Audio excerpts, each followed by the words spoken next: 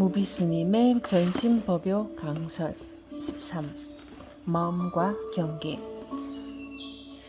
불교의 어떤 경전이든 어록이든 스스로가 본래로 아주 위대한 존재, 지극히 존귀한 존재, 세상 그 무엇과도 바꿀 수 없는 값진 존재라는 사실을 가르치는 것이지 그 외 다른 것을 가르치진 않습니다. 정법을 선양하는데 노력을 게을리 해서는 안 됩니다.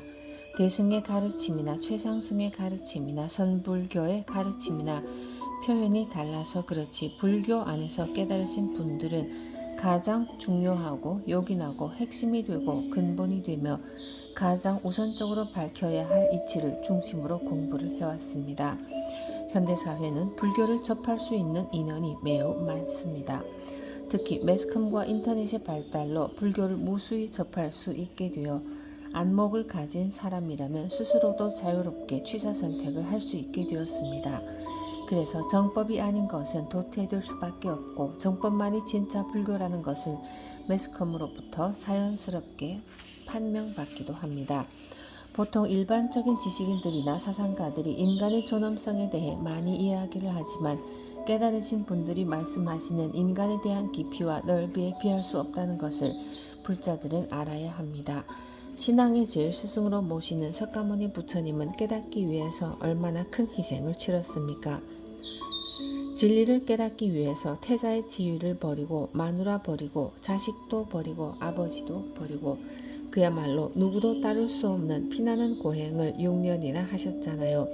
또 당시 인도 사회에 있어서 네노라는 종교 지도자를 찾아다니면서 공부했다고요. 그래도 부족함이 있어 스스로 보리수 아래에서 좌선을 통해 이전까지 누구도 경험하지 못한 큰 깨달음을 성취한 분이 우리의 스승이십니다. 시아본사 석가모니불이라 하잖아요. 많은 스승이 있지만 근본이 되는 스승은 석가모니 부처님이라는 말입니다. 그와 같은 석가모니 부처님을 스승으로 모시고 그 이후 불교 역사에는 깨달으신 수많은 분들이 계셨기 때문에 본래 가지고 있는 매우 고귀한 가치를 알 수 있고 확신할 수 있게 된 겁니다. 부처님이 이 세상에 오신 것도 그렇고 달마대사가 인도에서 동쪽으로 특별히 오신 것도 결국은 인간의 지고한 가치인 우리는 부처다라는 사실을 일깨우기 위해서입니다. 즉 직지일체인 전체시불, 모든 사람들이 전체 그대로 완전 무결한 부처라는 사실을 바로 가리켜서 알려주려고 이 땅에 왔다는 이겁니다. 그 지고한 가치를 가진 것이 특정인에 한정된 것이 아닙니다. 사람이면 누구나 개개인이 부처라는 사실을 바로 가리켜 보이기 위해서 부처님도 달마 스님도 이 땅에 오셨죠. 선불교, 대승불교, 최상승 불교를 가지고 이야기를 하더라도 간추려서 간단하게 요약하면 사람이 부처다라는 것입니다. 저는 이러한 소중한 가르침을 마음속 깊이 심기 위해서는 사경을 해보는 게 좋다고 생각합니다. 한 구절만이라도 뿌리 깊게 심어 놓으면 세세생생 가지 않겠나 하는 생각을 해요. 특히 10년 이상 불교 공부를 했어도 경전 구절 하나 가족과 주변 사람에게 소개하지 못하는 경우가 있습니다. 가족들에게 불교 경전 구절 하나하나 이야기하지 못하면 도대체 누구에게 전법 활동을 하겠습니까? 다른 종교를 믿는 사람들은 수준이 다른 가르침인데도 불구하고 그 가치를 느끼니까 배우자마자 길거리를 다니면서 포교 활동을 하잖아요. 이처럼 가장 수승한 가르침인 불법을 배우면서 이를 널리 알려야 할 의무가 우리에게 있습니다. 그러기 위해서라도 혼신의 노력이 필요한 거죠. 문지여 목전허공 가불지경 기무지경 견심호니까. 배휴가 묻기를 눈앞의 허공을 경계가 아니라고 할 수 있겠습니까? 어찌 경계를 가리켜 마음을 보는 것이 없다고 하겠습니까? 마음은 경계에 따라 보고 듣고 느끼고 인식하는 등등에 개합되어 있을 터인데 그 경계를 빼버리면 도대체 마음을 지적할 수 있겠냐는 물음입니다. 대사께서 말씀하시기를 어떤 마음을 그대로 하여금 경계 위에서 보게 하느냐. 설사 그대가 본다 하더라도 다만 경계를 비추는 마음일 뿐이다. 예를 들어 잔을 들고 이 잔이 마음이다 라고 해야 옳은지 매우 애매모호한 겁니다. 찻잔은 찻잔일 뿐이지 마음은 아니란 말이에요. 그렇다고 그 마음 없이는 또한 찻잔이 존재할 수 없다는 사실을 알기는 하는데 그것이 쉽게 납득이 되지 않거든요.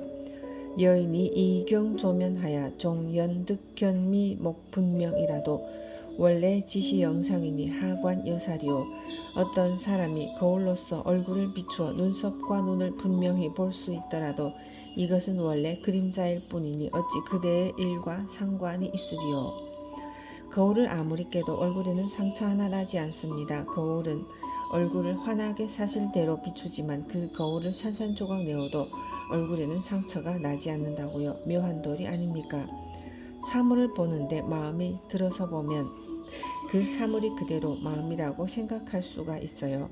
그러나 사물에 상처 난다고 마음에 상처 나는 것은 아니잖아요.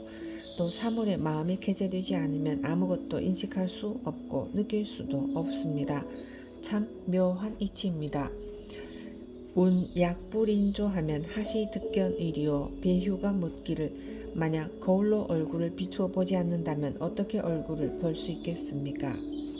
경계에 따라 마음이 일어나는데 그 경계를 인식하지 아니하면 어떻게 마음을 알 수 있느냐는 말입니다. 예를 들어 마음이 잔을 인식하지 아니하면 언제 마음을 알 수 있느냐는 겁니다.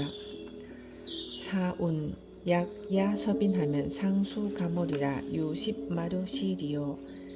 대사께서 말씀하시기를 만약 무엇을 의지함을 원인으로 한다면 항상 의지함을 빌려야 한다. 그렇게 해서 언제 깨달을 수 있겠느냐. 어떤 경계나 사물에 의지함이 없이 마음을 알아야 하는데 사물에 의지해야만 마음을 알 수 있다면 이것은 끝날 길이 없다는 거죠.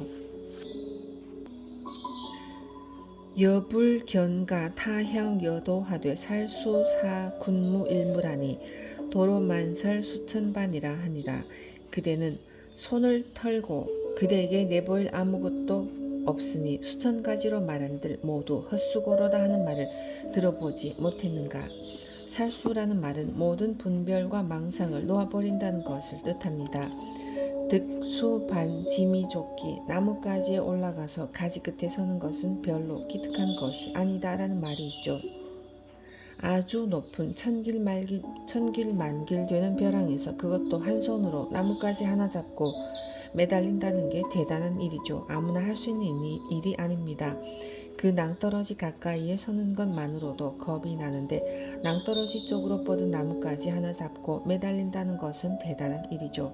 그러나 그게 귀한 것이 아니고 거기서 손을 놓아버려야 진짜 상부라는 옛말이 있습니다. 주관과 객관, 나와 너, 옳고 그름, 선과 악, 마음과 경계, 마음과 물건 등 모든 것들을 부정해버리고 놓아버린 상태가 살수입니다. 이 말은 경덕전등록에 나오는 백척간도 진일보와 같은 의미입니다. 때문에 한 물건도 없는 거죠. 모든 분별을 놓아버리면 즉 일체 개공에 이르면 어떤 설명도 쓸데없는 소리가 된다는 이야기입니다. 배휴가 묻기를 마음을 분명히 알았다면 비출 만한 아무것도 없는 것입니까? 조는 어떤 경계를 보고 듣고 느끼고 인식하는 것을 뜻합니다. 마음을 분명히 알았다면 어떤 경계에 따라서도 그 마음이 작용하지 않느냐는 것이냐고 묻는 것이죠. 사운 약시무물인데 갱하용조리요 이막기한 예어거하라. 대사께서 말씀하시기를 만약 사물이 없다면 다시 어찌 더 비출 필요가 있겠느냐. 눈을 뜨고 잠꼬대 같은 말을 하지 말라. 잠을 자면서 잠꼬대 하는 것은 봐줄 수가 있지만 초롱초롱한 정신으로 잠꼬대 하는 것은 봐줄 수가 없는 거죠. 그렇게 잠꼬대 하지 말라는 겁니다. 14. 구함이 없음. 자연을 좋아하고 자연을 마음에 받아들이면 딱딱한 마음이 굉장히 부드러워지고 순화되어 자연스러워집니다. 일상생활을 하는데도 그렇고 세상사를 보는데도 상당한 보탬이 됩니다. 그렇다고 특별한 안목이 생긴다는 게 아니라 자연의 이치를 통해 순리를 이해하게 된다는 거죠. 무리수를 두지 않는다는 것도 세상을 사는데 무리하지 않는 것이 그대로 현명하게 사는 길입니다. 자연의 이치는 훌륭한 성인의 가르침과 다를 바가 없다고 생각할 수 있습니다. 불교에서는 나무 대자연 보살마하살이란 표현을 쓰기도 합니다. 대자연 보살마하살에게 귀의합니다. 대자연의 이치에 따르고 그것을 받들어 존경한다는 뜻이죠. 나무 대자연 보살마하살과 나무 관세음 보살마하살은 어떠한 차이가 있는지 마음속으로 잘 저울질해 보시기 바랍니다. 전심법요의 유전일심 갱무별법은 오직 한 마음의 도리를 잘 이해해서 그것으로 사는 것이지 달리 특별한 법은 없다는 겁니다. 한 마음의 도리라는 것은 바로 사람이 살아가는 도리입니다. 마음이 없으면 사람이라고 하지 않잖아요. 마음 그대로가 사람이고 사람 그대로가 마음이거든요. 그래서 마음이라고 쓰다가 사람이라고 쓰다가 이제 자기가 익숙한 대로 쓰기도 합니다. 표현하기에 따라서 불성이라고도 하고 자성이라고도 합니다. 깨달은 분들이 표현할 때 자기 상황에 따라서 자기 마음에 드는 용어를 수시로 구사하는데 단지 표현의 차이만 있을 뿐이죠. 상당운 백종다지가 불여무구 최제일리아니라. 대사께서 상당에게 말씀하시기를 100가지로 많이 아는 것이 구함이 없는 가장 제일인 것만 갖지 못하다. 상당 법문입니다. 법상에 올라가서 정식으로 법문을 하는 것이죠. 지금까지의 이야기와는 다른 단락이 되겠습니다. 이 세상에서 제일은 아무것도 구함이 없는 것입니다. 하늘로 올라가고 땅을 뒤집는 신통묘용을 구하고 그와 같은 이치를 공부한다 손 치더라도 그것마저 필요를 느끼지 않는 사람이 제일입니다. 예를 들어 돈을 제일 많이 갖는 게 제일이 아니라 돈이 필요 있느니 없느니 하는 생각마저 없는 사람이 제일입니다. 도인은 시무사인이라. 도인이란 일 없는 사람이다.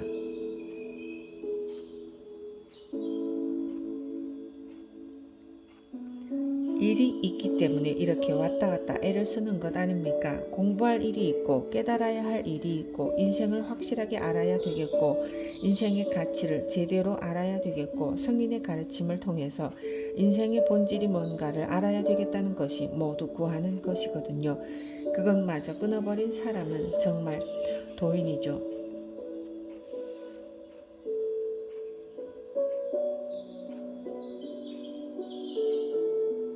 그렇다고 최상승의 불교 공부조차 하려는 생각이 없는 사람을 무조건 덮어놓고 최제일이라 하지 않습니다.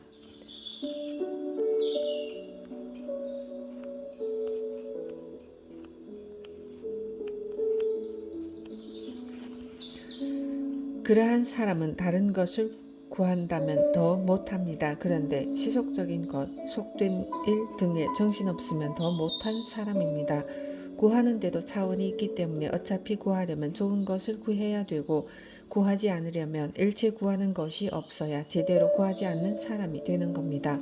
불법만 구하지 않는다 하여 다른 것은 기를 쓰고 구하면 말도 아니죠. 공부하는 사람들 중에도 더러 이와 같은 사람이 있습니다. 불법을 공부하는 것에 대해서는 너무 게으른데 속된 일에는 기를 쓰고 눈을 붉히며 덤비는 사람이 있죠. 이러한 사람은 앞뒤가 맞지 않는 사람입니다. 실무허다 반심하며 영무도리 가설하니 무사산거하라.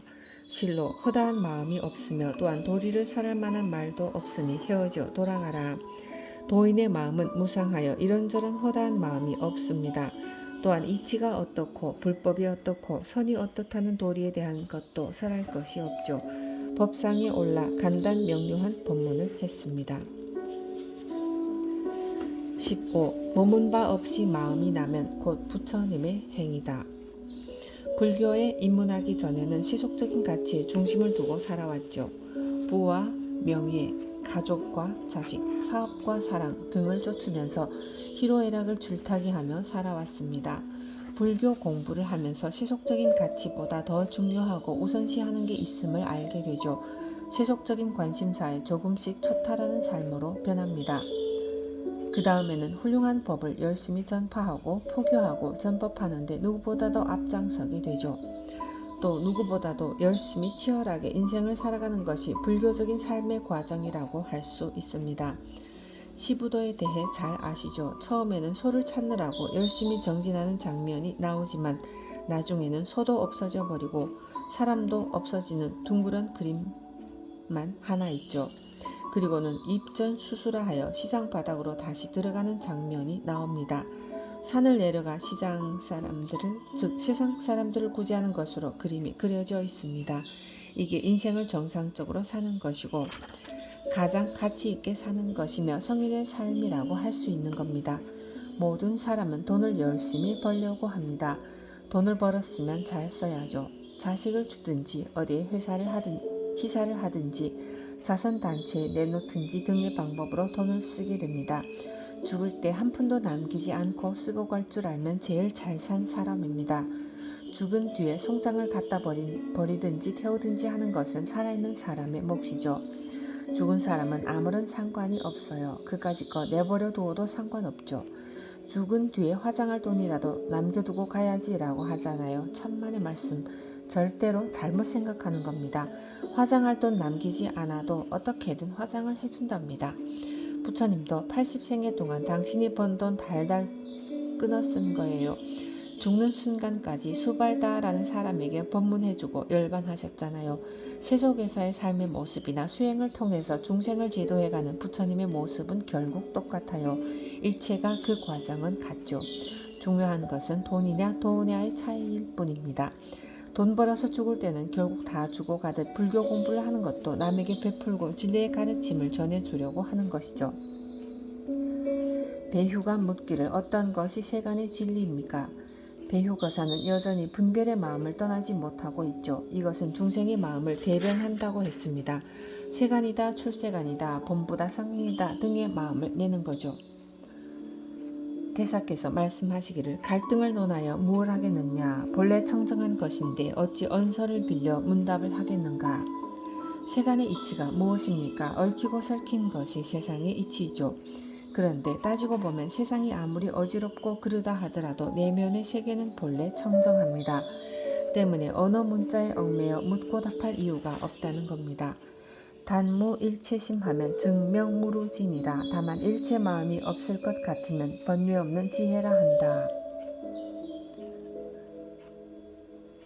일체의 마음이 많으니 즉 새로운 것을 받아들이고 새로운 데를 기웃거리고 이것저것 계산해야 되고 분별해야 되는 등 온갖 마음이 많으니 금방 공부한 것도 다 세워나가 버립니다. 이렇듯 분별하고 차별하고 계산하는 일체의 마음만 없으면 번뇌 없는 지혜의 마음이라는 겁니다. 그대가 매일 일체 말에 있어서 유의법에 집착하지 않는다면 말하고 눈 껌뻑이는 것이 모두 번뇌 없는 지혜와 같으니라.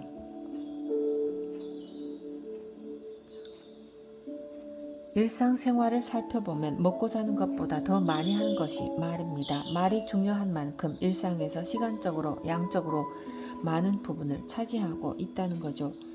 유의법은 조작이 있는 법, 조작이 있는 일들, 조작이 있는 이치를 말하고 무의법은 조작이 없는 것, 저절로 그러함, 자연이라고 말할 수 있습니다. 조직하는 마음만 없다면 어떠한 일을 하든지 무르의 법, 즉 지혜로운 삶을 살 수 있다는 거죠.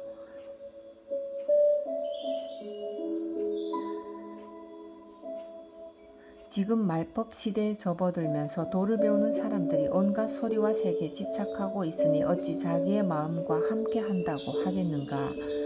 참선을 한다고 하면서 온갖 경계인 밖의 소리와 사물에 집착하는 경우가 더욱 치성한다는 거죠. 심동허공거하며 여고 목석 두거하며 여한 회사 화거하야사 방요 소분 상응이니.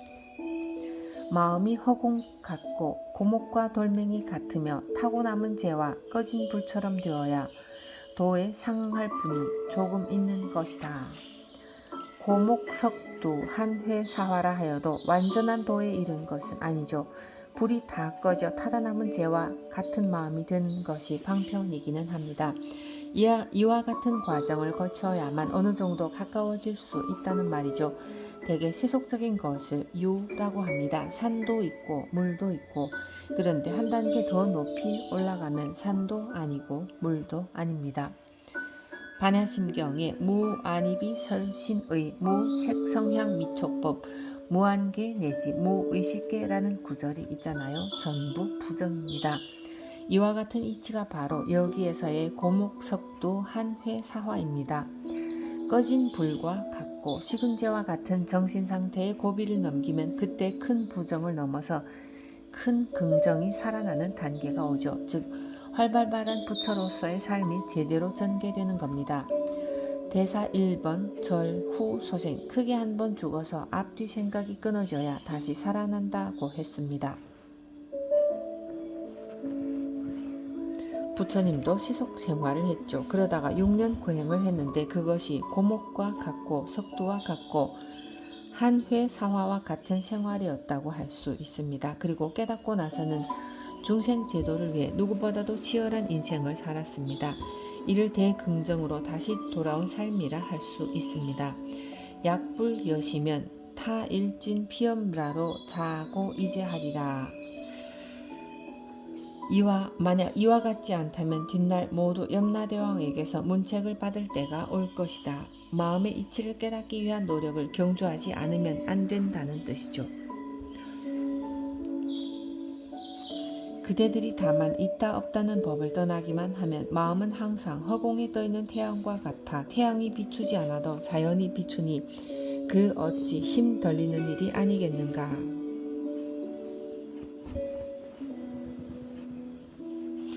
유무제법은 있다 없다의 분별과 차별의 마음이죠. 나름의 잣대를 가지고 옳다 그르다 있다 없다 나다 너다 등으로 저울질을 합니다. 이와 같이 치우친 소견을 떠나는 것이 아주 급한 문제입니다. 하늘에 떠있는 태양이 두루 비추듯 평등하게 볼 줄 알아야 하는데 그게 어렵습니다. 나하고 조금 친하다거나 혈연, 학연, 지연 등의 관계가 있게 되면 치우치게 됩니다. 변색된 마음으로 세상을 보게 되어 제대로 보지 못하는 겁니다. 이렇게 공부를 하는 것도 큰 공덕이고 다행한 일입니다. 주변에서 항상 마음 비우라고 하잖아요. 제3자의 입장에서 어쩌고 저쩌고 하지만 저절로 되는 것이 아니잖아요. 때문에 가르침을 자꾸 들어야 합니다. 내가 혹시 치우치는 것은 아닌가, 내 자식이라고 치우쳐보는 것은 아닌가를 항상 염두에 두어야 합니다. 옳은 것은 옳은 것이고 자식에 대한 정은 정이지 정이 있다고 틀린 것을 옳게 보면 안 되죠. 옳은 것과 그른 것을 보되 정은 정대로 두고 보라는 것이지 정마저 없애라는 뜻이 아닙니다. 애쓰고 조작하고 계산하여 만들지 않아도 즉 힘을 쓰지 않아도 태양이 만물을 비추듯 세상을 보게 된다는 것이죠. 도차지시하야는 무서박철하 즉시 행제불행이며 변시응무소주하여 이생기시미니 차시 이청정법신이며 명위안욕보리니라.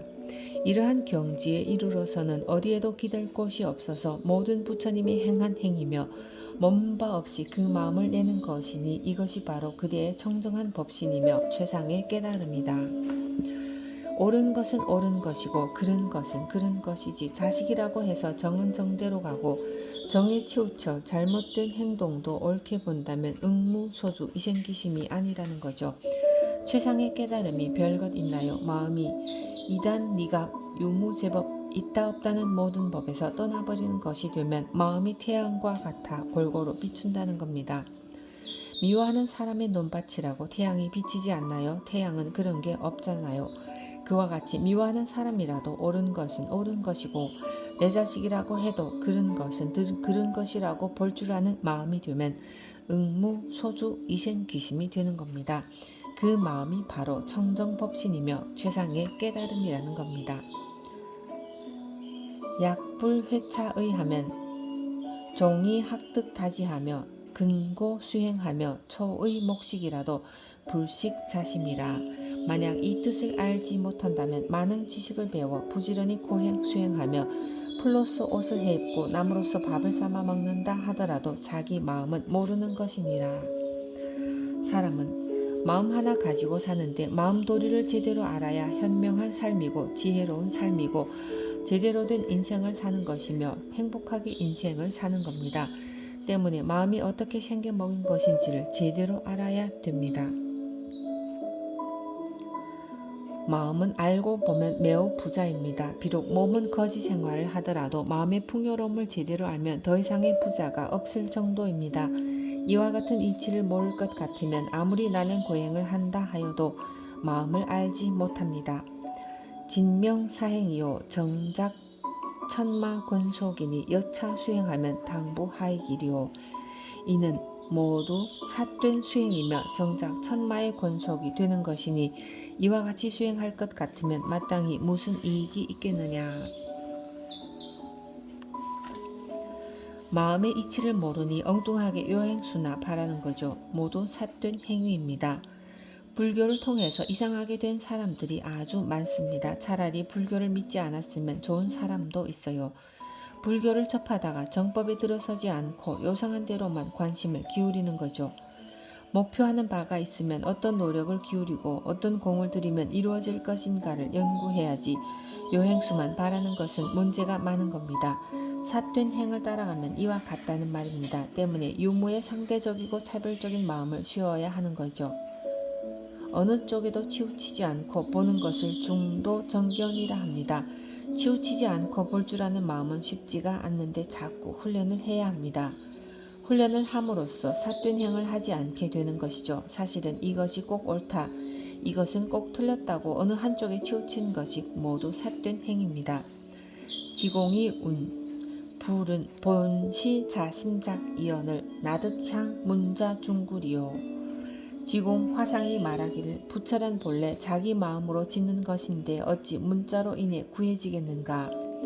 서두에 달마 스님도 일체 사람이 부처님이라는 사실을 바로 가르치려고 이 땅에 왔다고 말씀드렸죠. 지공 화상도 마찬가지입니다. 부처는 본래 자신이 만든 겁니다. 부득이하여 문자에 의지해 이런저런 설명을 듣는 것까지는 좋지만 문자 그 자체는 부처가 아니라는 점을 알아야 합니다. 문자를 보고 옳다 그르다 좋다 나쁘다 하는 지금 활발하게 살아있는 그 모습이 부처입니다. 때문에 문자 안에서 부처를 구하려고 하면 안 되죠. 설사 그대가 삼현사과 십지만심의 지위를 얻는다 해도 그것은 범부와 성인의 테두리를 벗어나지 못한 것이다. 삼현은 체중현, 구중현, 현중현을 말합니다. 수행의 단계를 뜻하는 것이죠. 사과는 수다원, 사다함, 아나함, 아라한 네 단계의 지위를 말합니다. 십지는 화엄경에서 말한 십신, 십주, 십행, 십회향, 십지의 수행 단계의 십지로 환희지, 이구지, 발광지, 염회지, 난승지, 현전지, 원행지, 부동지, 선해지, 법운지를 말합니다. 이 모두는 온갖 불교 수행의 방편을 이야기하는 거죠. 그런데 이 모든 것이 범성의 범위를 벗어나지 못한다고 하였습니다. 범성 내좌는 바로 우리를 두고 하는 소리입니다. 범부도 되고 성인도 되는 거죠. 때로는 성인 노릇도 잘해요. 항상 중생 노릇만 하는 것이 아닙니다. 관세음 보살 이상으로 행동하는 경우도 있습니다. 그렇지만 무지막지한 범부일 때도 있고요. 일념 삼천, 한순간에 3,000가지의 차별된 삶이 존재한다. 일념 삼천, 한순간에 3,000가지의 차별된 삶이 존재한다고 이야기를 합니다. 즉 마음은 부처 노릇도 가능하고 보살 노릇도 가능하고 성문 연각도 가능하며 지옥, 악귀, 축생, 아수라, 인천도 가능하다는 이야기입니다. 불견, 도아, 재행무상이라 시생멸법이니 세력 진전 환추라 초득 내생 불려의 하리니 그대는 보지 못했는가 모든 것은 항상 하지 않으니 이것은 나고 없어지는 법이다. 다만 힘이 다한 화살은 다시 떨어지니 여생에 여의치 못함을 초래할 것이다. 재행무상은 불교의 진리이죠. 고정불변하여 항상 하는 것은 없다는 것입니다. 변화무쌍한 도리이죠. 또한 세상의 본 모습은 생하고 멸하기를 끊임없이 반복합니다. 생로병사, 성주괴공, 생주이멸이 다 그렇습니다. 어찌 하염없는 실상의 문에 한 번 뛰어넘어 열애의 지위에 바로 드는 것만 같으리요. 지금까지 전신법요를 통해 최상의 가르침을 끊임없이 이야기해왔듯이 실상문 열애지는 결코 멀리 있는 것이 아니고 현재 보고 듣고 아는 삶에 있다는 거죠. 그 사실을 알면 영원한 생명이 여기에 있음도 알게 됩니다. 예를 들어 금은 어떤 모양을 취하고 있습니다. 그런데 그 모양 자체가 금은 아니죠. 금으로 반지를 만들었든 비녀를 만들었든 아니면 금괴를 만들었다 하더라도 그것은 어디까지나 모양일 뿐 금은 아니라고요. 모양과 금은 결코 둘이 아닌 하나입니다. 그런데 모양만 보는 거죠. 그래서 가짜를 가지고 금처럼 해놓아도 속는 겁니다. 안목이 여기까지입니다. 금을 볼 능력이 없습니다. 실상이니 열애지니 하는 것도 금의 성질과 같은 것입니다. 무상한 인생을 사는 삶이 결국은 실상이고 열애지라는 겁니다. 금 모양이 무엇이 되었든 그것은 언제든 바뀔 수가 있는 거죠. 변화무쌍합니다. 외형은 언제나 그래요. 그런데 실상과 열애지는 변치 않습니다. 금의 모양은 끊임없이 변하지만 금 자체는 결코 변하지 않는 것이죠. 그러니까 생멸하는 데서 무생멸 즉 생사해탈을 보아야 합니다. 생멸하는 곳을 떠나 다른 데서 찾을 길이 없습니다. 금은 어떠한 모양이든 그 모양 안에서 찾아야지 그 모양을 떠나 찾을 길이 없듯 생로병사에서 불생불멸을 찾아야 합니다. 이와 같은 이치는 참으로 어렵고 납득이 안 되지만 경전에서는 끊임없이 이 이야기를 하고 있습니다. 석가 달마를 포함하여 그 어떠한 도인도 생멸에 갔습니다. 그러나 그분들은 불생불멸을 보고 깨닫고 누리며 살다 간 사람입니다. 그러함에도 불구하고 그것은 그분들의 문제입니다. 금은 어떤 모양을 하고 있든지 금의 일이죠. 동이나 철의 문제가 아니라고요. 이것은 불교에서 가장 많이 이야기하는 것이며 또 제일 어려운 문제이기도 합니다. 그러나 그대는 이러한 정도의 근기가 아니므로 옛사람이 세운 교화의 문에서 지혜를 널리 배워야 한다. 옛사람은 앞에서 설명한 경지를 제대로 모르는 사람 때문에 할 수 없이 교화하기 위해 가르침을 펼쳤다는 겁니다. 그래서 우리는 경전과 어록을 공부하고 이래 부딪혀보고 저래 부딪혀보고 이 생각도 해보고 저 생각도 해보고 좌선도 해보고 기도도 해보는 등의 온갖 방편을 다 동원합니다. 이를 통해 궁극적으로는 마음의 이치를 아는 것이죠. 그것은 바로 사람이 고귀하고 존귀한 존재임을 깨닫는 것입니다. 또한 부처님이나 조사스님들도 결국은 그것을 일깨우려고 한 것이지 그 외에 다른 것은 아무것도 없습니다. 지공 스님이 말하기를 세간을 뛰어넘는 명철한 스승을 만나지 못한다면 대승의 법약을 잘못 먹는 것이라고 하였습니다. 경전을 해설한 조사스님들의 말씀에는 밝힌다는 말이 많습니다. 명은 이치를 밝힌다는 뜻이죠. 그런데 밝은 스승을 만나지 못하면 대승의 훌륭한 가르침이 있더라도 제대로 이해하지 못한다는 것입니다. 예를 들어 법화경에는 부처님의 진실한 뜻이 담겨 있는데 그것을 잘못 받아들이면 아주 삿되게 되는 경우가 많습니다. 그래서 우리나라에서 법화경을 공부한다고 하면 이상하게 여기는 풍조가 없지 않아요. 경전이나 어록에 어떤 가르침이 나오면 무슨 뜻인가를 확연히 드러내서 밝히는 일이 중요합니다. 그것은 조사스님들과 같은 은밝은 뒷사람들의 일입니다. 요즘은 라디오나 텔레비전, 테이프 등을 통해 경전 강의와 본문 등을 얼마든지 볼 수 있고 들을 수 있는 시대가 되었는데 문제는 경전에 있는 뜻을 제대로 밝히지를 못하는 경우가 더러 있다는 점입니다. 그 밝히는 일이 뒷사람들의 일인데도 말입니다. 밝다는 것을 다시 생각해보면 낮을 의미하고 태양도 밝고 하니 더 이상 밝힐 게 없죠. 그런데 캄캄한 밤 전등도 없고 빛도 없는 상황이라면 어떻게 되겠습니까? 어디가 공간이고 어디에 물건이 있는지를 전혀 알 길이 없잖아요.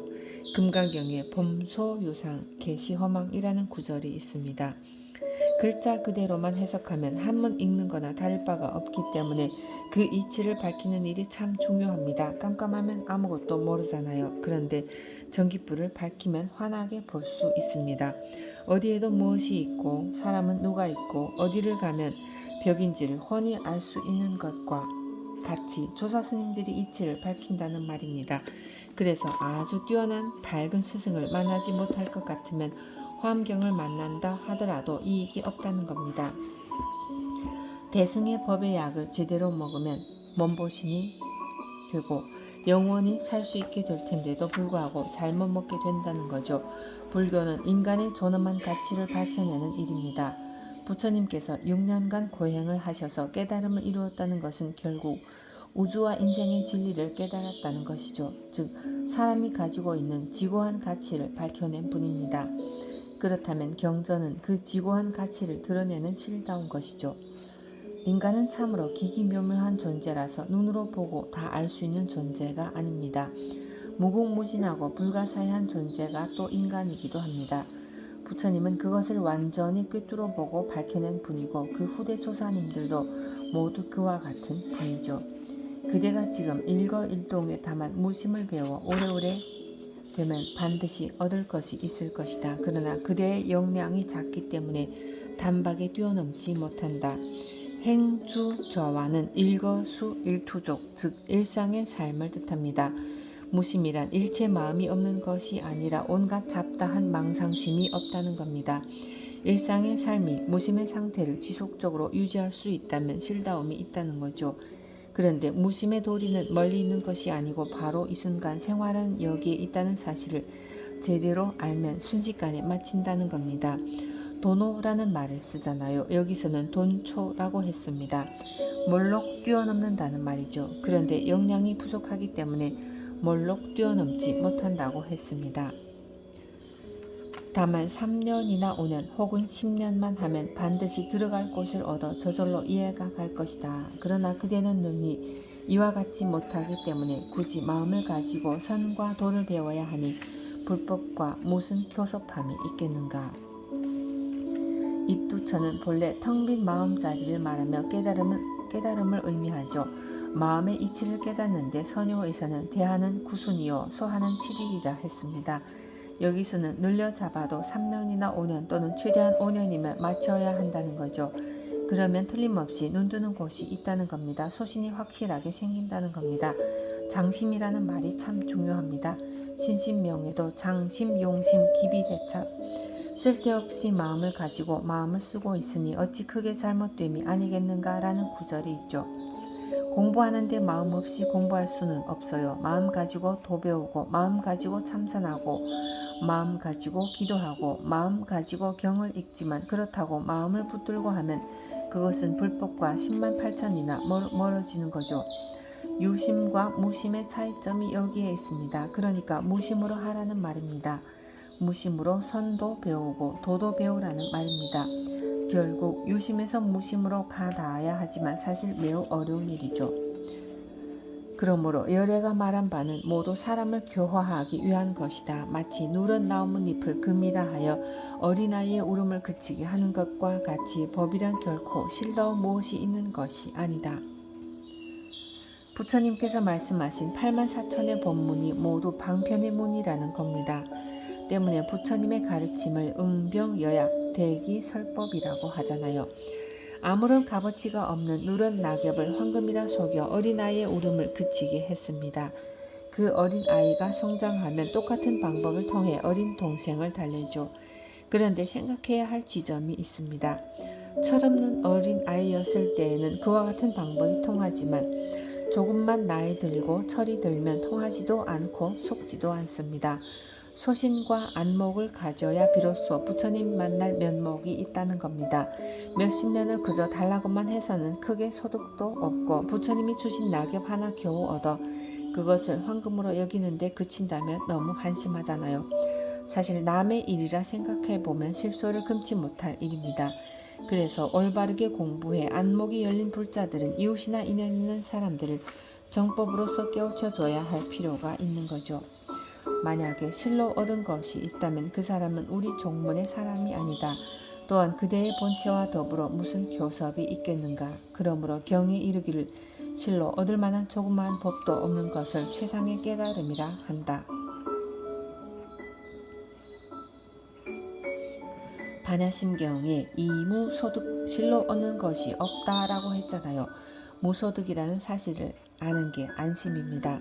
안심 법문은 마음을 편안하게 하는 거죠. 결국 마음이 편안하다는 것은 열반이고 행복이고 성불입니다. 마음을 편안하게 한다 하여 그 편안함을 얻고자 특별하고 귀한 무엇을 구한다면 이는 이치에 맞지 않습니다. 설사 그렇다고 생각하여 무엇을 얻었다 합시다. 이는 마치 목마를 때 바닷물을 마시는 것과 같습니다. 바닷물을 다 마셔도 갈증은 없어지지 않습니다. 오히려 배가 터질 지경에 이릅니다. 이러한 일을 중생이라고 하는 거죠. 때문에 유소득은 중생의 마음으로 마음의 이치를 밝히고자 하는 본분사의 입장과는 아무런 관계가 없습니다. 실무소법 가득 명위 안욕보리는 금강경에 나오는 구절입니다. 실로 얻을 바 없는 도리를 알면 제일 편한 거죠. 설사 얻을 것이 있다 하더라도 얻는 순간 돌아서면 목마르기 마련입니다. 그래서 부처님은 이것에 답이 없다고 확신하고 정반대의 길을 간 겁니다. 어느 날 부처님이 탁발을 나갔는데 전혀 밥을 얻을 수 없는 사건이 있었습니다. 제자들은 모두 탁발과 포교하러 가고 마을 사람들은 마침 축제일이라 전부 축제장에 구경을 가게 되어 마을은 텅텅 비었던 거죠. 그 사실을 모르고 탁발하러 나갔다가 빈 바로만 들고 돌아온 날이었습니다. 그때 하늘에서 누군가의 목소리가 들려옵니다. 당신이 정치를 잘할 것 같으면 설사 축제일이라 하더라도 모두 배부르게 먹을 수 있고 당신도 거식하지 않아도 얼마든지 잘 먹을 수 있을 텐데 정치를 해보는 것이 어떻겠느냐는 거죠. 내게 무슨 능력이 있어서 정치를 하란 말이냐라고 자문자답 형식으로 부처님이 말을 한 겁니다. 그러자 또 하늘에서 당신은 신통력도 있고 지혜도 있고 자비도 있고 갖춘 게 많지 않느냐. 그것을 가지고 정치를 하면 누구보다도 잘할 수 있지 않느냐는 말이 들려옵니다. 부처님께서는 아무리 정치를 잘하여 국가를 부유하게 만들고 저 히말라야 설산을 변화시켜 황금으로 만들고 그것을 2배로 불린다 하더라도 한 사람의 욕심도 채울 수 없는 것 아니냐고 말합니다. 경전에서는 하늘의 천신이 말했다고 하지만 한편 본인의 마음에서 일어나는 생각일 수도 있겠죠. 정치적으로 인간의 행복을 해결하는 것, 복지를 잘하고 사업을 잘하여 사람들을 풍요롭게 하는 것은 세속의 길이잖아요. 그것은 세속에서의 해결책이죠. 그렇게 한다고 하더라도 끝내 한 사람의 욕망도 채우지는 못합니다. 행복에 이르는 세속의 길과 부처님만이 인도한 길은 이렇게 다릅니다. 만약 이 뜻을 이해할 것 같으면 부처님의 도와 마구니의 도가 모두 잘못되었음을 알게 될 것이다. 집착하면 그렇습니다. 부처님의 가르침도 결국 집착하여 황금으로 여기면 무소득이 아닌 유소득이 되어버리는 거죠. 본래 깨끗하여 환히 밝아 모나고 둥근 것도 없고 크고 작은 것도 없으며 길고 짧은 모양도 없으며 번뇌도 자귀도 없고 미혹됨도 깨달음도 없다. 밝고 밝게 보아 한 물건도 없나니 중생도 없고 부처도 없다. 항하사 대천 세계는 바다의 물거품이요 모든 성현들은 번갯불과도 같다. 영가 스님의 증도가에 나오는 구절입니다. 심중무일사라 했습니다. 마음 한 군데 한 물건도 없고 마음 가운데 한 일도 본래 없다는 도리를 이해하면 마음이 편안해지는 거죠. 무심이 되면 인연 따라 분 따라 억지 쓰지 않고 순리대로 살 수 있게 됩니다. 순리를 거슬러 가면서 살지 않는 것, 그러면서 자기 분과 이치대로 살면서 다른 사람과 비교할 필요 없이 마음 편안히 살게 되는 거죠. 일체가 진실한 마음만 갖지 못하다. 법신은 예로부터 지금까지 불조와 더불어 마찬가지여서 어디 털끝만큼이라도 부족함이 있겠는가. 이미 이와 같은 뜻을 알았다면 모름지기 크게 노력해야 한다. 금생이 다할 때 숨 내쉬는 것이 숨 들이쉬는 것을 보장하지 못한다. 진실한 마음이란 텅 빈 마음입니다. 텅 빈 마음이 바로 법신이죠. 그 법신 자리는 부처님이나 조사와 마찬가지라는 겁니다. 어떤 차별도 없으며 부족함도 없이 똑같다는 겁니다. 목숨이란 몸으로 숨이 들고 나는 것입니다. 목으로 숨을 쉬지 못하면 죽은 목숨이죠. 목숨은 한 호흡지간에 있습니다.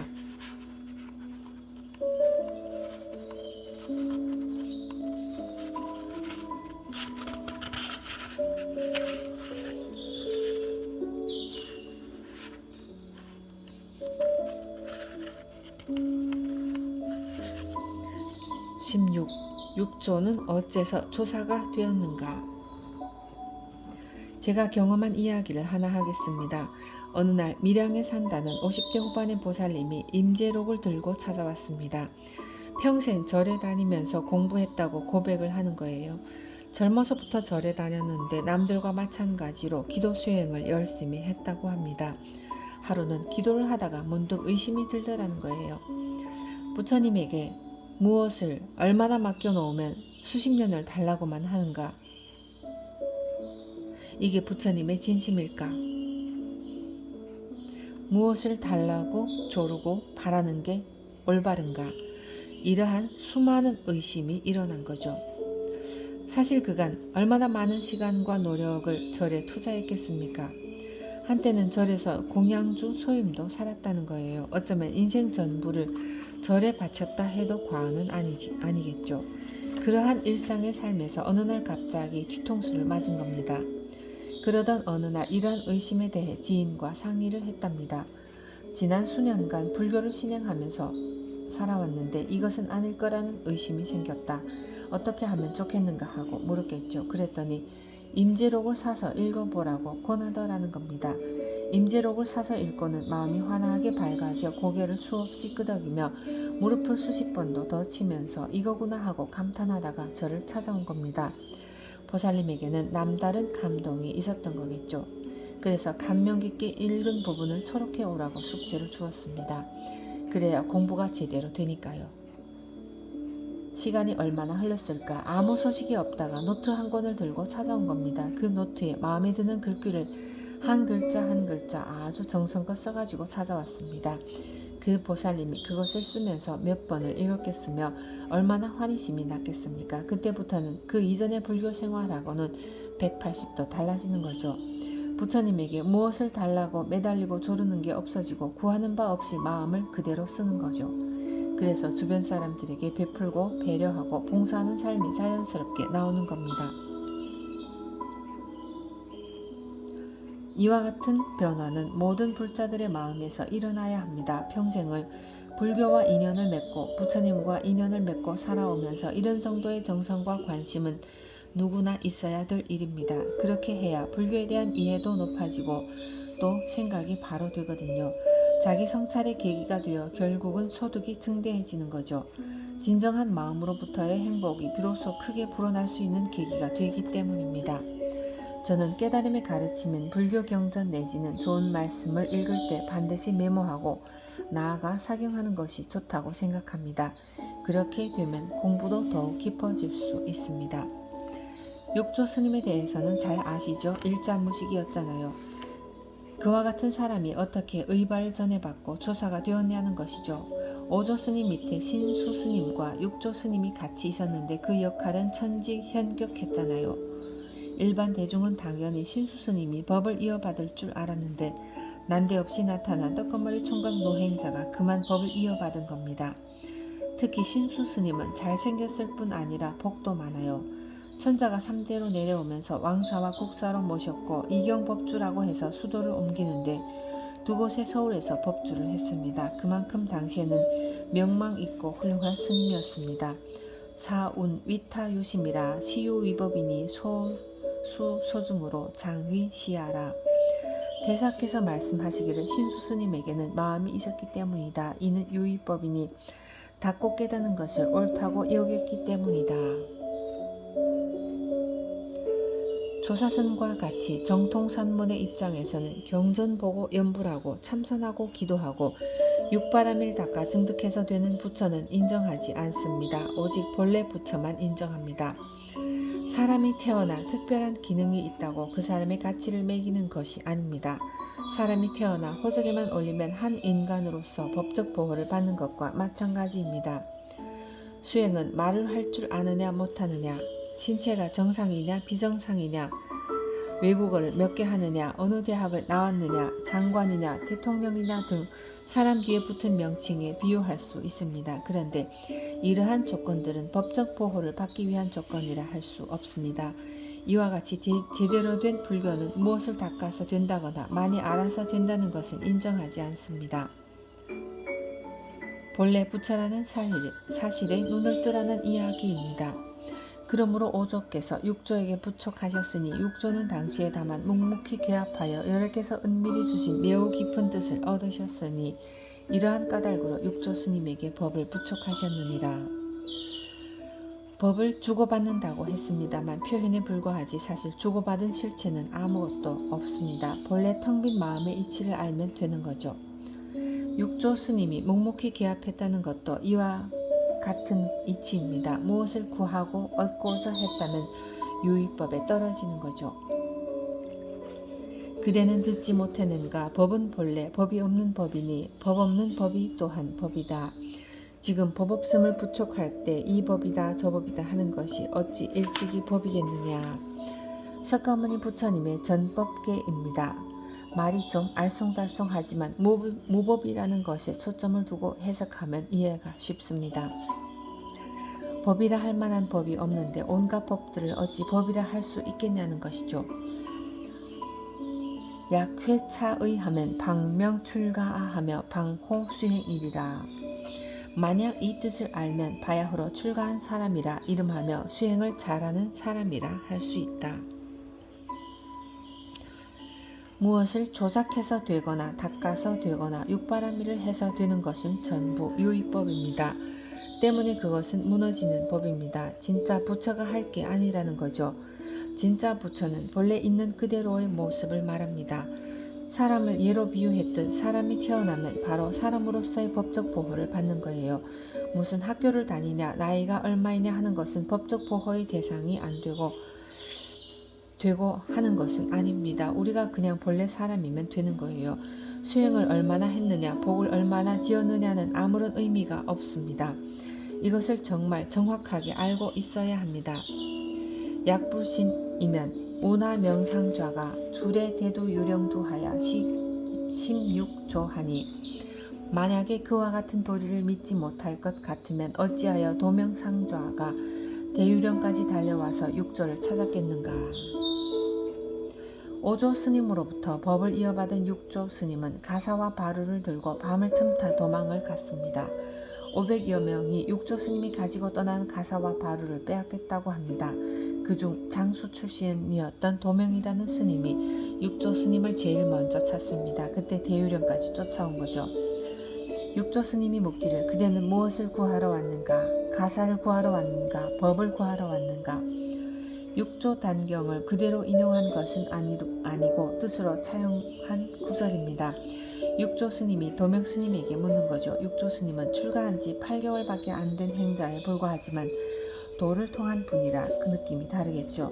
아무리 힘센 장수 출신의 무력을 쓰던 도명 스님이라도 오조 스님 밑에서 여러 해를 보냈기 때문에 그러한 느낌을 직감적으로 알 수 있었겠죠. 처음 도명 스님은 육조 스님이 가지고 간 오조 스님의 가사와 바루를 빼앗으려고 했죠. 그런데 육조 스님을 보자마자 그만 한순간 마음이 바뀌게 된 겁니다. 거짓말이 아니죠. 진실을 이야기하는 겁니다. 육조 스님을 보자마자 무언가를 느끼고는 마음이 변한 것입니다. 육조 스님이 말씀하시기를 그대는 잠시 동안 진정하고 선과 악을 모두 생각하지 말라 하시니 도명상좌가 마음을 받들었습니다. 도명 스님은 육조 스님의 가사와 바루를 빼앗으려고 했던 그 마음을 악이라고 생각하고 다시 법을 구하려는 마음을 선이라고 생각하였던 거죠. 육조 스님은 이를 아시고 선과 악이라는 아르마리를 짓지 말라는 말씀을 하십니다. 육조 스님께서 말씀하시기를 선도 생각하지 말고 악도 생각하지 말라. 바로 이러할 때 부모가 낳기 이전 명상좌의 본래 면목을 나에게 가져와라 하셨다. 선과 악, 옳고 그름, 이것과 저것 등 세상은 모두 상대적으로 되어 있다는 관념에 사로잡혀 삽니다. 그런데 상대적인 관념에 사로잡혀 산다는 것이 옳은 게 아니거든요. 정말 깊은 진리는 상대적인 것을 초월해 있습니다. 육조 스님의 선도 생각하지 말고 악도 생각하지 말라는 말은 선과 악을 초월했을 때 진짜 당신의 참 모습이 살아난다는 뜻입니다. 선과 악이라는 상대적인 양변을 떠나서 부모가 낳아주기 이전 너의 참모습을 가져오라고 했습니다. 그것은 가져온다고 해서 가져올 수 있는 것도 아니고 가져와지는 것도 아니죠. 아주 차원이 높은 법문입니다. 도명상좌는 이 말을 듣고 호련히 묵묵히 개합하고 문득 절하며 말하기를 물을 마시며 차고 더운 것을 저절로 아는 것과 같습니다 하였다. 차고 더운 것은 물을 마셔본 사람만이 알 수 있습니다. 얼마나 차고 얼마나 뜨거운지를 말로 들어 알 수 없는 이치죠. 도명상좌는 육조 스님의 가르침을 깨달았고 그 깨달았다라는 것은 뭐라고 표현할 길이 없어 혼자만 알고 있다는 뜻이죠. 그렇지만 이 정도는 육조 스님이 딱 느끼고 있는 거죠. 도명상좌도 빠른 걸음 덕분에 가사뱃으로 쫓아와서는 큰 법문을 듣고 또 그 자리에서 바로 깨닫게 되는 참 귀한 인연이죠. 30년 동안 오조 스님 회상에 있었는데도 인연이 맞지 않았는데 그 인연이라는 게 참으로 묘한 거예요. 모든 사람이 마찬가지입니다. 공부하는 시간을 많이 갖다 보면 어느 순간 밥을 짓다가도 마음이 열릴 수가 있고 빨래를 하다가도 마음이 열릴 수가 있고 청소하다가도 열릴 수가 있고 누구하고 대화를 하다가도 열릴 수가 있습니다. 그냥 눈 뜨는 일은 인연만 맞아떨어지면 간단해요. 육조 스님께서 그렇도다 하셨다. 이러한 때에 이르러 조사께서 서쪽에서 오시어 사람의 마음을 바로 가리켜 성품을 보아 부처를 이루게 하심이 언설에 있지 않음을 알 것이로다. 여시는 깨달음을 인정하는 소리죠. 직지 인심 견성 성불은 선문의 종지입니다. 그대는 듣지 못했는가? 아나니 가섭에게 세존께서 금난가사 이외에 전하신 별도의 어떤 법이 있습니까? 하고 물었다. 선종에서의 선맥은 부처님이 가섭존자에게 법을 부촉하고 아난존자는 가섭존자로부터 법을 이어받죠. 법을 주고받음에 특별한 무엇이 있느냐고 아난존자가 가섭존자에게 묻는 겁니다. 가섭존자가 청천벽력과도 같은 격의 소식을 한마디 척 던집니다. 사실 아난존자가 가섭존자에게 철없는 질문을 한 거죠. 이를 지켜보던 가섭존자는 문 앞에 있는 간대를 넘어뜨리라고 말합니다. 괴불대와 간대는 달라요. 간대는 하나이고 괴불대는 두 개로 구성되어 있습니다. 간대는 깃발을 높이 세우는 데 필요한 것인데 우리나라와 같이 계곡이 깊고 산이 높은 곳에서는 별 의미가 없습니다. 인도나 중국과 같이 산이라고는 전혀 보이지 않는 대평원에 있는 사찰에서 수십 미터짜리 깃발을 세워놓으면 멀리서도 볼 수 있잖아요. 일종의 사격을 나타내는 겁니다. 부처님이 여기서 법을 펴고 있다는 것을 깃발을 통해 알리는 겁니다. 그런데 그 간대를 부숴버리는 것이 조사의 뜻이라는 실로 엄청난 말을 하고 있는 거죠. 아나는 부처님 옆을 떠나지 않고 30년 동안 시봉했습니다. 부처님께서 법문하신 것을 다 들었죠. 때문에 경전을 결집할 때 아난이 부처님으로부터 들은 바를 그대로 외웠죠. 그 외운 모양이 틀렸다면 교정을 해서 경전이 설립됩니다. 그만큼 아나는 들은 것도 많고 기억하고 있는 것도 많았죠. 그런데 부처님께서 꾸짖는 말씀을 하십니다. 1000일 동안 아르마디를 배운 것이 하루 동안 도 배우는 것만 같지 못하다는 것이죠. 출가 수행자에게 가장 중요한 것은 도를 배우는 것이죠. 도를 이루지 못하면 시주의 은혜를 저버리고 부모의 은혜를 저버리게 됩니다. 도를 이루지 못해 소가 되는 등 그것 갚느라고 야단 법석을 떠는 이야기가 많잖아요. 해는 지식을 뜻합니다. 해가 유심한 것이라면 도는 무심한 것이라고 할 수 있습니다. 배휴가 묻기를 어떻게 하면 계급에 떨어지지 않습니까? 계급은 하나하나 닦아 올라가야 한다는 생각을 뜻합니다. 닦아 올라가서 되는 것은 반드시 내려오게 되어 있습니다. 때문에 닦을 것이 본래 없는 사람, 본래 부처에 관심을 가지고 눈을 떠야 답이 나옵니다. 구하는 것과 구하지 않은 것의 관계도 마찬가지입니다. 무심으로써 편안함을 누리는 것과 욕심을 채워가면서 만족을 누리는 것은 정반대의 길이죠. 대사께서 말씀하시기를 종일토록 밥을 먹되 일찍이 한 알갱이 쌀도 씹지를 아니했으며 종일토록 행하되 일찍이 한쪽의 땅도 밟지를 아니했으니 이러한 때에 나와 남이라는 상이 없었다. 하루 종일 일체 살을 떠나지 아니했으되 모든 경계의 미혹에 떨어지지 아니하여 자유자재인이 되었다. 음식물을 씹지 않거나 땅을 밟지 않을 수가 있나요? 유심에 집착하는 바가 없었다는 뜻이죠. 일체 살을 떠나 살 수가 없습니다. 잠에서 깨어 화장실을 가야지, 세수해야지, 밥 지어야지, 옷 갈아입어야지, 식구들 할 일 챙겨야지, 전화하고 만날 일 있으면 만나고 출근해서 자기 맡은 바 일을 수행하는 모든 것이 분리일체사입니다. 타피 부득처 피하려 해도 피할 수 없는 일이 바로 일상사입니다. 부처님이나 어떤 도인도 하지 않을 수 없는데 일이 많고 적고 간에 여러가지 경계 여러가지 일에 미혹을 입지 않아야 합니다. 속지 말아야 한다는 거죠. 나를 빼앗기거나 내가 팔리지 않아야 합니다. 수처작주는 어떤 일을 하든지 주인공임을 잊지 않고 사는 것입니다. 중심을 잃지 않기 위해서는 의식적으로라도 노력하는 길밖에 없어요. 의식적으로 훈련을 자꾸 하다 보면 어려운 상황이 생겼다거나 누구하고 시비가 붙어 큰 싸움이 일어난다 해도 그것에 말려들지 않고 정신을 차릴 수 있습니다. 세상 일이 어찌 되었든 휘말리지 않으면 자유롭게 됩니다. 옛날 대학생 시위가 한창이던 시절의 이야기입니다.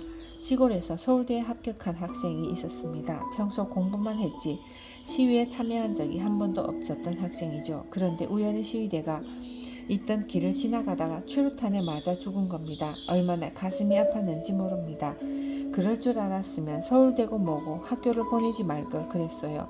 세상 일은 알 수가 없습니다. 그러니까 어느 일이 꼭 좋다고 말할 수가 없습니다. 잘 되어도 흔들릴 것 없고 못 되어도 흔들릴 것이 없습니다. 그래야 자유롭습니다. 삼재는 과거, 현재, 미래를 뜻합니다. 과거, 현재, 미래를 실제가 있는 것처럼 오인하죠. 항상 현재인데 그 현재라는 것도 끊임없이 흘러가죠.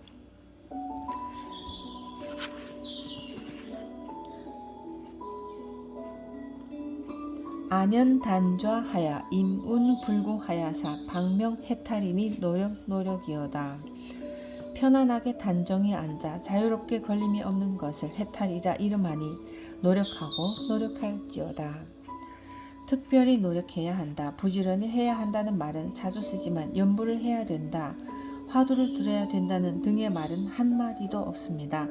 마음의 이치를 깨닫든지 아니면 앉아서 이를 깊이 사유해야 합니다. 불법을 만났을 때 열심히 공부해서 눈을 뜨라는 말입니다. 어떤 상황이든지 무엇을 쌓아가는 게 절대 아닙니다. 앉아서 눈을 뜨든지 좌선을 해서 눈을 뜨든지 경을 봐서 뜨든지 마음이 밝아지고 안목이 열리는 것이 제일입니다. 이것뿐입니다.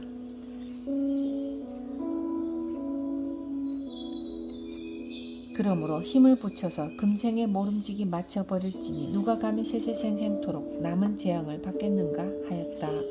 부처님 가르침과 깊은 인연이 되었을 때 세상과 인생의 실상을 꿰뚫어 마음이 편안해져야 합니다. 내일의 일도 보장하지 못하는데 어떻게 다음 생을 이야기할 수 있겠습니까? 전신법요의 강설이 끝났습니다. 전신법요 가르침을 평생 두고두고 음미하면서 마음의 이치를 제대로 깨치는 데 힘써야 할 것입니다. 그리고 가능하면 사경을 통해 그 가르침을 가슴속 깊이 새기다 보면 무릎을 탁 치고 눈을 확 뜰 날이 있을 겁니다. 나무 마하 바냐 바라멘.